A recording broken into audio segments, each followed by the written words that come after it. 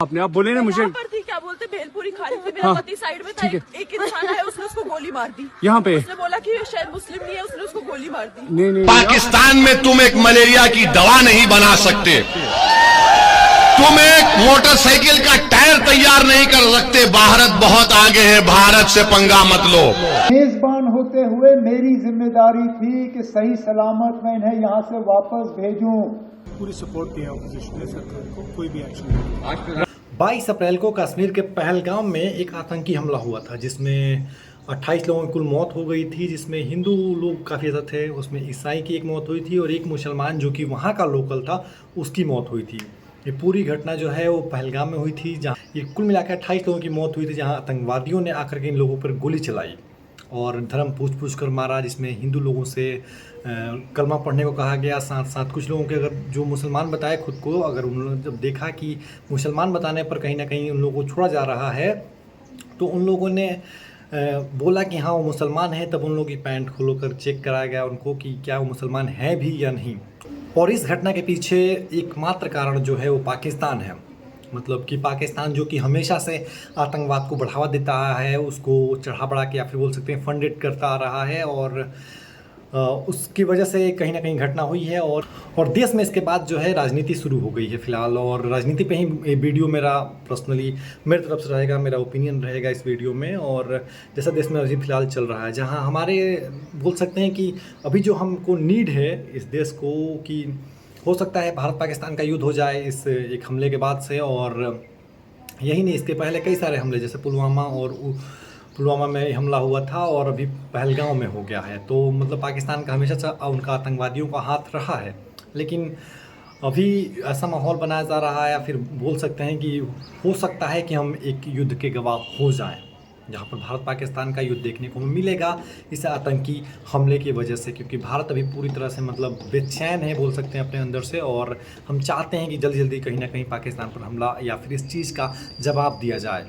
और फिलहाल लेकिन देश में क्या चल रहा है, देश में मतलब मैं इसलिए या राजनीति से मतलब आदमी बोर हो जाता है या फिर गुस्सा आता है कि देश में कुछ भी हो, इनका राजनीति किसी भी मुद्दे पे ना रुका है। वो चाहे बंगाल में रेप हो जाता है, किसी का मर्डर हो जाता है, चोरी चमारी, मतलब कुछ भी हो जाए, देश के ऊपर हमला हो गया। मतलब कि वो ना किसी धर्म का, मैं मानता हूँ कि ना किसी धर्म का है, लेकिन वहाँ पे टूरिस्ट लोगों पर जो हमला हुआ है, वो सबसे बड़ा बात यह है कि इंडिया पे वो हमला हुआ है।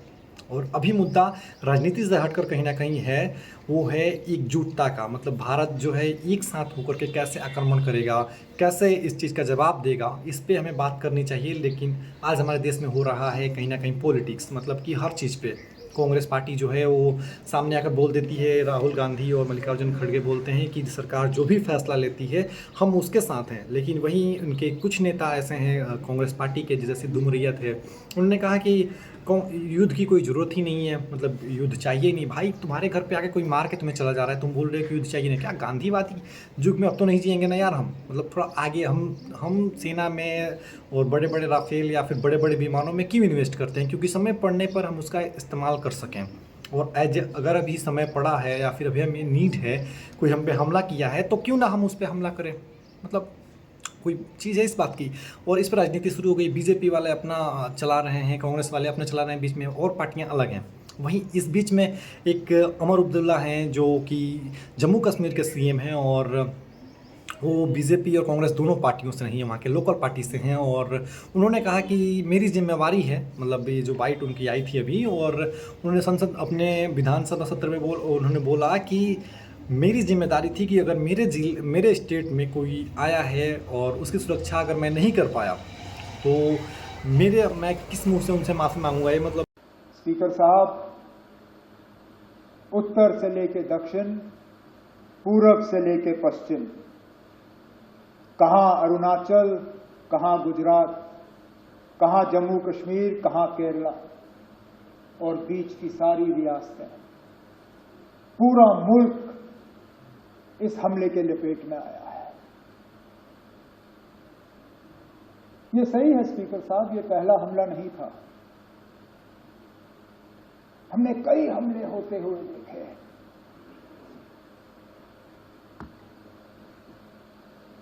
हमने अमरनाथ यात्रा के कैंप पे हमले होते हुए देखे,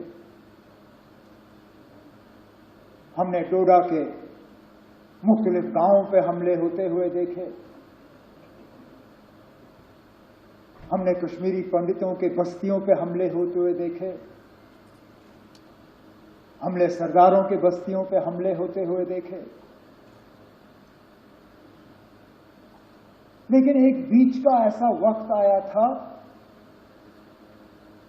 ये बाईसरन का हमला 21 साल के बाद इतना बड़ा हमला हुआ है सिविलियन। हमें लग रहा था कि ये हमले जो हैं ये अब हमारे माजी का एक हिस्सा है, they are part of our past. ये हमारे आज की कहानी नहीं है, ये हमारा मुस्तकबिल नहीं है। लेकिन बदकिस्मती से बाईसरन ने दोबारा वो हालात यहां पैदा किए, जबकि हमें लगता है कि पता नहीं अगला हमला कहां पे होगा।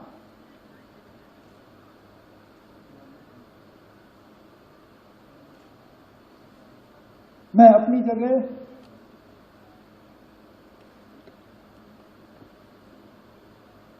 क्योंकि उस दिन लीडर ऑफ द ऑपोजिशन के साथ मैं भी पुलिस कंट्रोल रूम पे मौजूद था जब हमने 26 लोगों को वहां पे श्रद्धांजलि पेश की।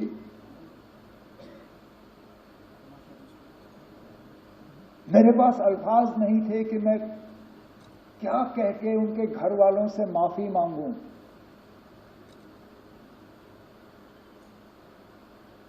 ये जानते हुए कि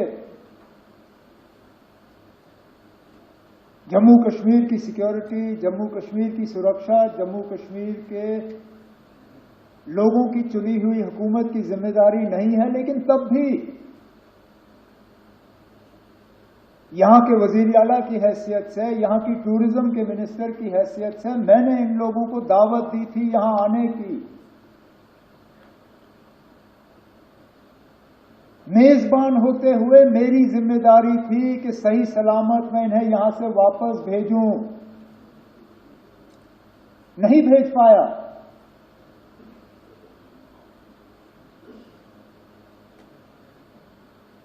और माफी मांगने के अल्फाज नहीं थे।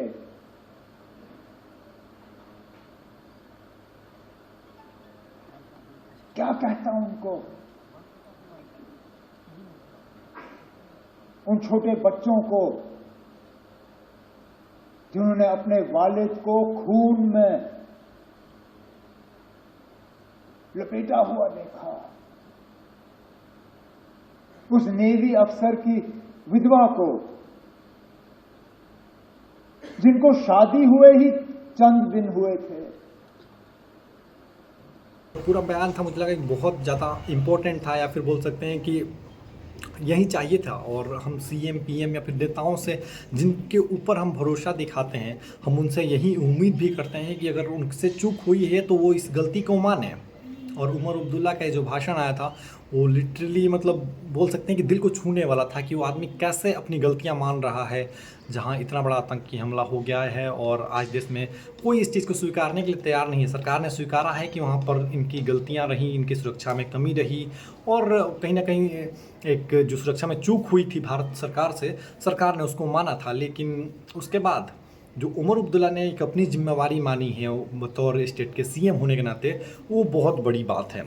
और फिर देखो तो भी फ़िलहाल देश में एक और मुद्दा है जहाँ पर हिंदू मुसलमान भी चल रहा है कि मुसलमानों को मतलब मुसलमान जो हैं वो देशद्रोही हैं, मतलब ठीक है अलग अलग। लेकिन इसी बीच अवैसी का भी बयान आया था जहाँ पर हमने देखा था कि अवैसी ने कैसे पाकिस्तान को खरी खोटी सुनाई थी, और भारत अपना डिप्लोमेट तरीके से बोल सकते हैं दबाव बना रहा है कि पानी बंद कर दिए, उधर पाकिस्तान वाले अपना जो है उस शिमला समझौता रद्द कर दिए, तो उनको कहीं ना कहीं नुकसान है। साथ साथ इसी बीच अब देखोगे तो बॉर्डर पर लगातार डेली फायरिंग भी हो रही है। तो मतलब ये पूरा मामला जो है भी पूरा चल रहा है। लेकिन मुझे लगता है, मेरा पर्सनल ओपिनियन अगर मैं बोलूँ तुमसे, तो मुझे लगता है कि ऑफकोर्स अभी टाइम इस राजनीति से हट करके कहीं ना कहीं ये सोचने पे है कि हम इनका जवाब कैसे दें पाकिस्तान का।